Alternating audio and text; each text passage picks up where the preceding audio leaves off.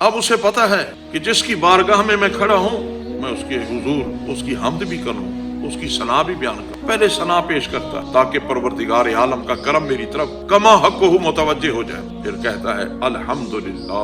یہ وہ کلمہ ہے جو آدم علیہ السلام کی زبان پہ سب سے پہلے جاری ہوا اور اللہ پاک نے پروردگار عالم نے اسے شرف قبولیت عطا کیا۔ مفسرین فرماتے ہیں الحمدللہ کے 8 حروف ہیں۔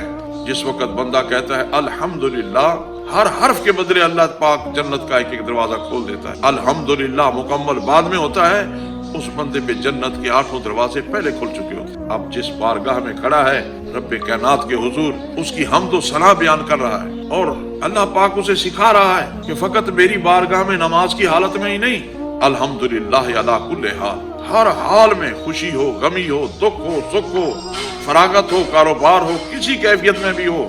جیسے کہ بزرگ کہا کرتے ہیں کہ لوگوں جب بھی دنیا میں وقت گزارو تو اس کیفیت میں گزارو کہ ہاتھ کار والتے دل یار وال۔